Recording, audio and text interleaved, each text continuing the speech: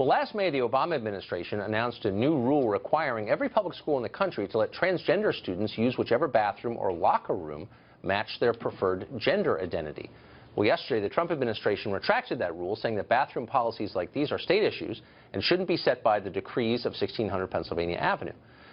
Zach Pecanis is the senior advisor to the DNC and helms their Trump war room. This morning on Twitter, he called President Trump a monster for reverting to the policy in place just 1 year ago. He joins us now. Zach, thanks for coming on. Thanks for having me. So, I mean, I think there are two sides to every debate, including this one. What I was so struck by was your tweet where you, and I'm reading it now, I woke up feeling so sick to my stomach about the Trump White House's attacks on vulnerable LGBT kids. These people are monsters.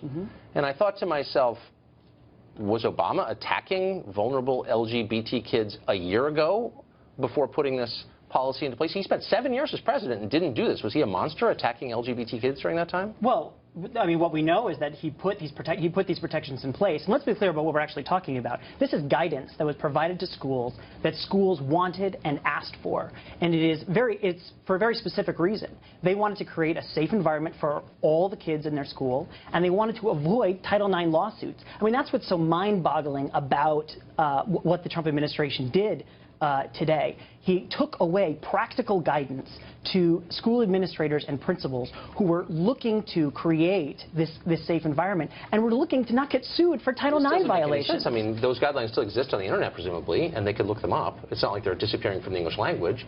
And so I still am waiting for the answer to my question, though. It took the Obama people 7 years to do this.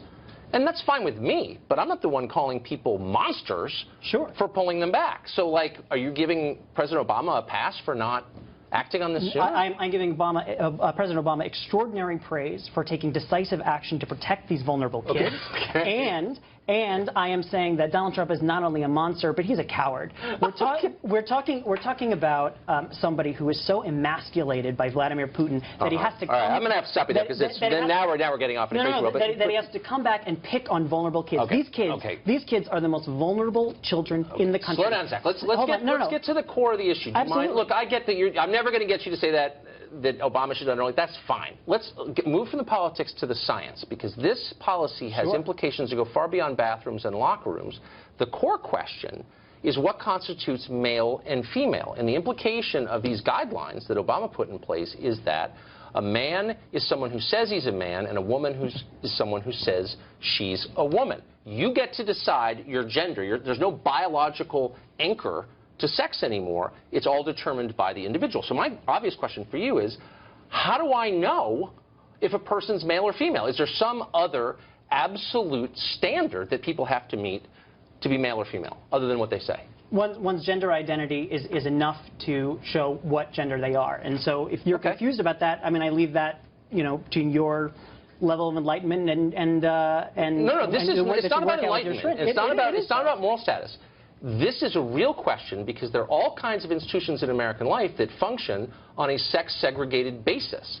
Women's college, sports, both professional and amateur, prisons. And so you're telling me that I can play on a women's sports team when I say I'm a woman.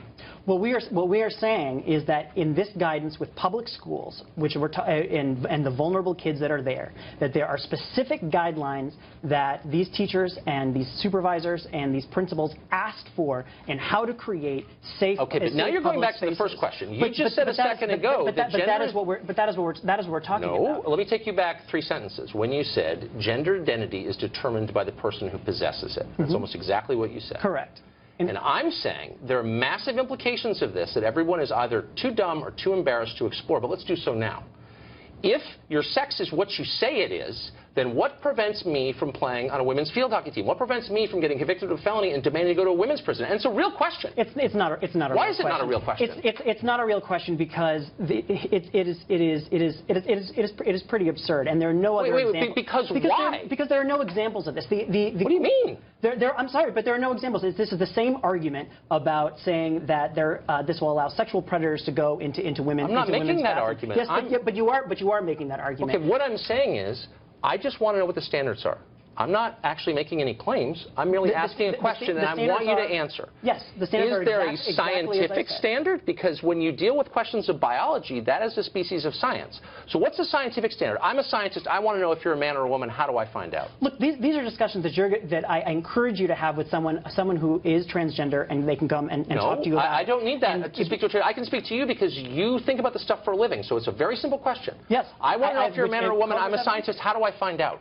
Your gender identity determines your gender, period. Okay. So should someone who looks like me, I look like a man, you think I was a man, I say I'm a woman, and I demand to play in a women's sports team, I demand to go to women's college, I demand a small business administration loan for women-owned businesses. That's a real thing. That's a billion-dollar question, for real.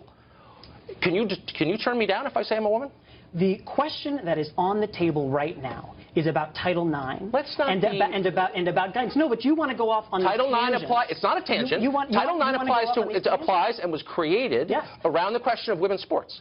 So, as a apparent man, if I say I'm a woman, is that enough? Do I meet the standard as a woman to play in a women's sports team? That goes right to Title IX. Don't dodge the question. I'm not dodging the question. This is something the Supreme Court is looking at next month. And yes, the answer is absolutely yes. Okay. Gender identity determines one's gender. Let me ask you period. And this is a matter of civil rights. Is there science behind this? Because I know that I'm often getting science. Really, I want you to name a single scientist, just one, who says you can determine your own sex just by saying so. Can you name one scientist who says that? I'd be happy to send you many after. A scientist who said you can determine your own sex. An actual scientist, like someone who went to college. Listen, are you serious?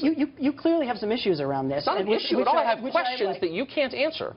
And you're instead throwing things like you're not enlightened. I'm asking you a sincere question. What's the science behind this? And you're deflecting. Why? I'm simply not deflecting. This is a matter of settled science, and it is something What's the science exactly? That you are what you say you are? Could I change my race too? And don't dodge that question. That's a real question. No, you cannot. Why? Change Why your race. can't I change my race, but I can change my sex? What's the difference? It is not about changing. It is not about changing. But why this isn't is about it? Inherently who people are. Really? What if I say I'm inherently of another race? Who are you to say I'm not?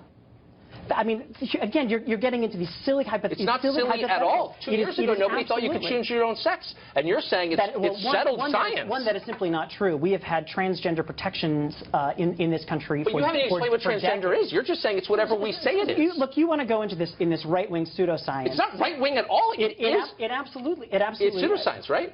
You name. I will give you $1,000 if you can find any scientist, like an actual biologist, at an accredited American college, willing to come on this show and say, here's the science, here's the state of play of biology 2017, name your sex, and that's what it is? I don't understand. You can't. I don't understand why you won't answer the question I'll answer about why. Any question always. Excellent. Why shouldn't schools who are asking for it get guidance on how to create safe environments for all their kids? I would say that guidance exists. It floats on the internet, and if it's merely guidance, then the federal government needs no more to do with it. They could say, here's our guidance. You're undermining your own argument, which was weak to begin with. If it is as simple as that, then why do you care so much? Okay. Unfortunately, we're out of time. I'm actually enjoying this, but I want you to produce the scientist, just one. And let's make it Harvard, and I'll give you $1,000. And I'm not attacking anybody. I'm just asking the question. Anyway, we're out of time. Zach, it was great to see you.